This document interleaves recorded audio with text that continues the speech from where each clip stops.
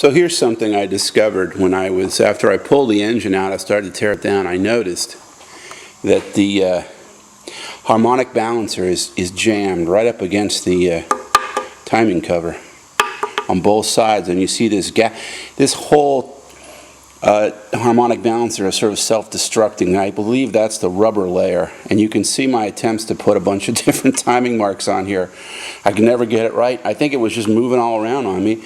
I could never actually tell when the top dead center was. I bought a piston stop, put new marks on it, but you see the marks are all over the place.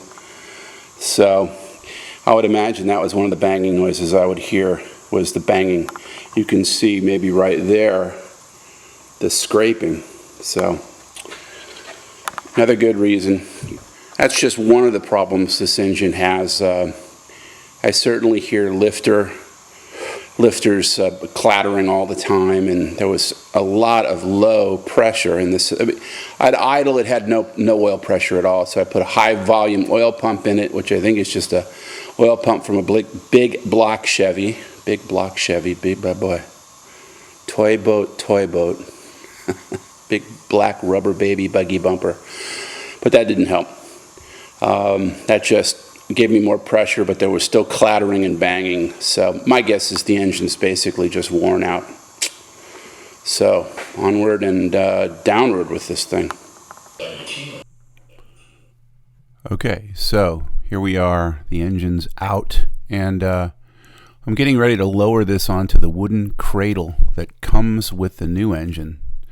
So this will be a way to store it. I've put this cradle on a furniture dolly, which just barely holds the weight. But now I can push it and get it out of the way.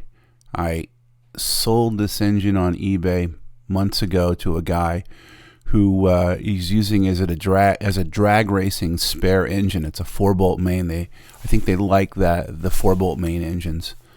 4 bolts per bearing cap.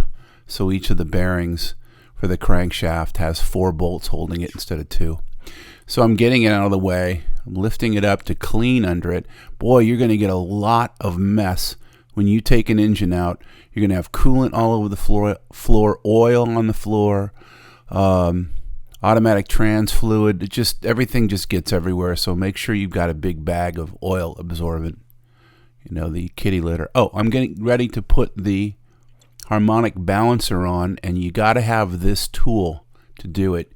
I rented this from AutoZone, and it slowly pushes the, using 2 wrenches, pushes the balancer on. You can't do it with a hammer. You'll mess up your bearings, permanently mess up all your bearings or your bearing races. I bought it from AutoZone, and then I returned it, got all my money back. So that's how they handle the rental. And I would have kept it, but I probably am not going to be putting harmonic balancers on very often. So I think it was something like $50. And now I'm cleaning the gasket surfaces. The paint, it was painted that way. The gasket surfaces for the water pump. And here's the water pump. And I bought a roll of gasket material from AutoZone for $5 or $6. It's sitting there by the red rag. You can see it there. I'm using an X-Acto knife, scissors, and a hole punch to make gaskets for the thermostat housing, the water pump, the fuel pump, and anything else that I might need. I think it's a really good idea to do this because you're probably not going to remember all these gaskets. And then you can probably get 50 gaskets out of this one sheet easily. It comes in a roll, so I really recommend it, and it'll save you a lot of trouble. I can't imagine going back and forth and trying to get everything. Now I'm cleaning this thing, which is the bracket for the oil filter. You see the 2 bolts. There's a bracket there. This is on your old engine. and you've got to take this off. I didn't know. You got to take this off your old engine. I filled the oil filter up, and I offered it up to the new engine, and there was nothing there. This was what was there, nothing. So I screwed it, and nothing happened. And then I took my iPhone and pointed it here and pointed it there, and realized that you have to take this bracket off, which is no big deal. But I wanted to clean it, so that was me with my blue container full of paint thinner, cleaning it, and my cleaning brush. When I was a kid, I heard a story on the news about a couple of teenagers that blew themselves up or caught fire or something, and I couldn't understand what it was, and my stepfather said they were probably using gasoline to clean parts. And I said, why would they do that? And he said, well, it's cheap and it's around and it works really well, but it's really dangerous. So I've never used gasoline to clean anything since then. It always scares me. Oh, I'm using red RTV sealant. The red stuff seems to be what everybody uses to put engines together. And I'm using that everywhere on this engine as I assemble it.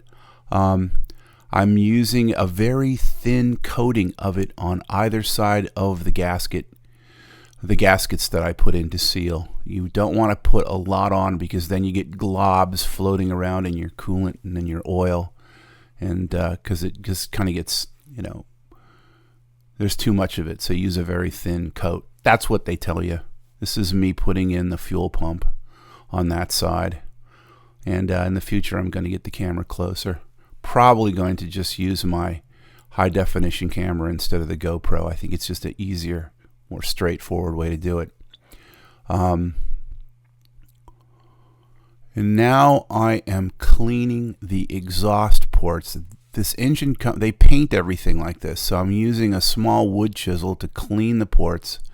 And now I'm putting this metal plate on that was on my old engine. This plate was there, and I thought this was the engine, but no, it's a metal plate. So when I actually custom fabricated the headers for the engine, the old engine, I did it with this plate there, and so I have to put this plate on the new engine. I think it's a strengthening plate, maybe keeps everything in line so you have less exhaust leaks. I'm guessing, I'm not really sure, but it's an intermediary plate. It's about 3/8 of an inch thick, and so I had to use it again. Here's me cleaning the intake surfaces off, and they had some stuff on them, not much, but a little bit of stuff.